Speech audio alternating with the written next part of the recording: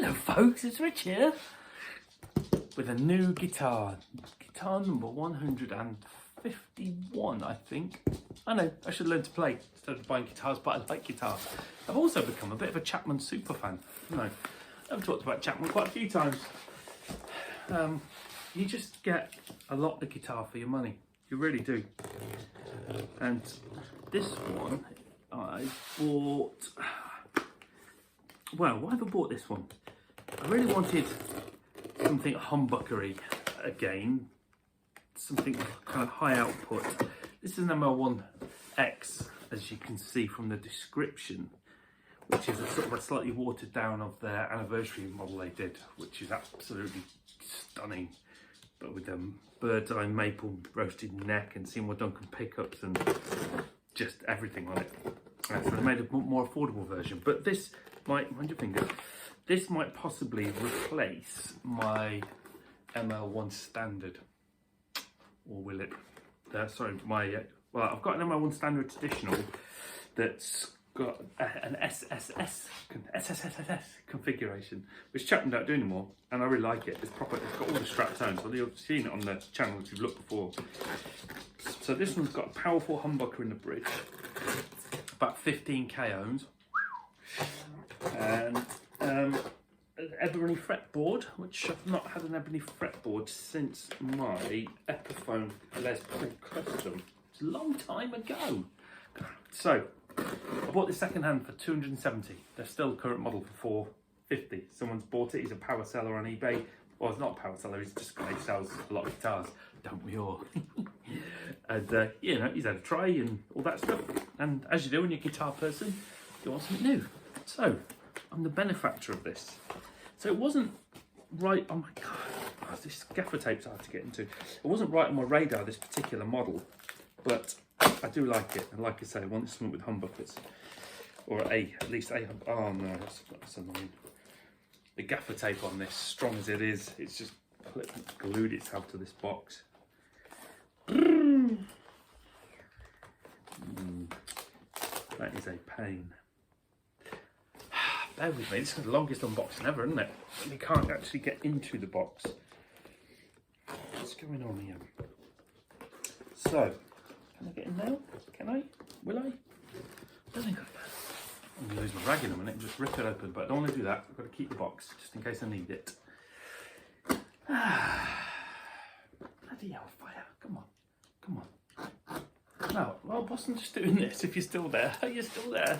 Jesus. Talking about that ML1-X anniversary edition, I'd be interested to get your thoughts on this. You know, Dave Simpson got sent one by Bob Chapman, and he also got sent an ML3 Pro, which is a telly version, which I've got. Now, Dave doesn't like reverse headstocks, and that's fair enough. A lot of people don't. I didn't used to. He was not keen on the pickups in the ML3 Pro either, and he's not a mega telly man. Anyway, with the ML1 Pro X, he just part of Rob sending that to him was, when you play live gigs, can he use it? It's not a sponsored artist as such, but you know, can you use it? I don't know if you've seen it recently, and Dave did do a video about it. He has completely sanded off all the finish. It's a burl top, it's beautiful. He's changed the pickups, fair enough, and pickup surrounds, but he's done a couple of things that I feel personally are a bit disrespectful, and it's just my opinion. It's Dave's guitar. I'm sure Rob didn't give it to him and say you've got to keep it like that, but as part of his customizing of it, he's taken off the Chapman logo off the headstock, and he's also sanded out the Infinity logo at the 12th fret. So, you know, if you know Chapman guitars, you'd probably still know it's his. And yes, Dave still does use it, and he's still so, I love the guitar now and all that. But I just think that's a little bit rude, really. He's gifted a beautiful guitar, and he's taken off all remnants of kind of what it is, where it came from. The signature marks, you know, apart from the actual name on the headstock, but the Infinity at the 12th fret is a signature thing of Chapman's. Oh, hello, this is nice. Yeah, and I just thought that was a bit rude, really. What do you think? I mean, it's one thing changing the pickups. That's fine, everyone does that. Oh, is that? Oh, this is the, oh dear. Unless it's just cold. This is the first Chapman I've had, and I've now had about 10, that has got rough fret edges. How disappointing is that? Oh dear. Well, first of all, look at this. Reassuringly heavy as they all are. 2-point trem, which modern 2-point trem which all have.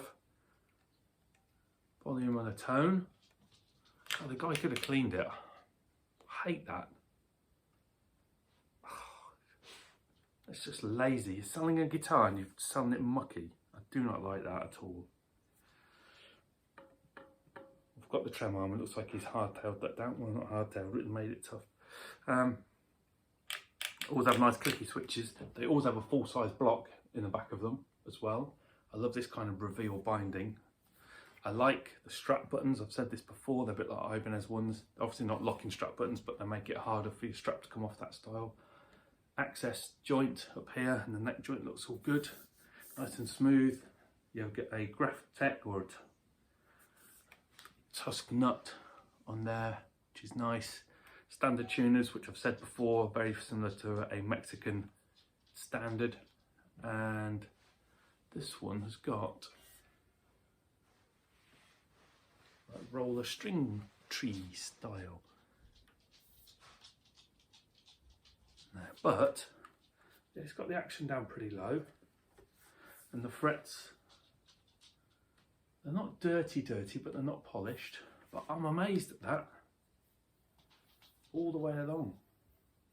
I've not had a Chapman like that before.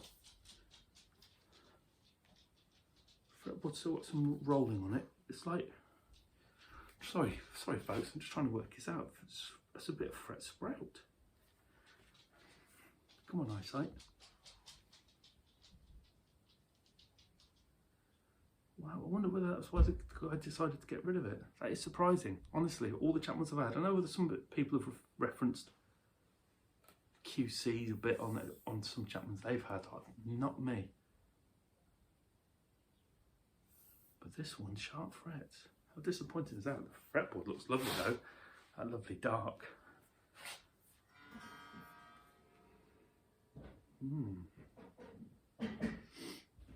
How disappointing.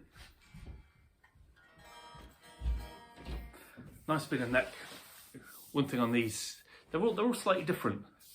This feels some sort of, it's not as chunky feeling as a it's a 12-inch fretboard. It's not as chunky as a Fender Strat. Jesus, that is so sharp up there. Wow. Chapmans, what have you done? I've got my first Chapman. As you can see, I'm a little taken aback. Wow. Wow. If this becomes a keeper, and I'll plug it in later and we'll see how it sounds, this one will have to go to Tom to get sorted out. What a shame. I'm fucking sorry language. Filthy. Fucking filthy. Anyway, let me know what you think.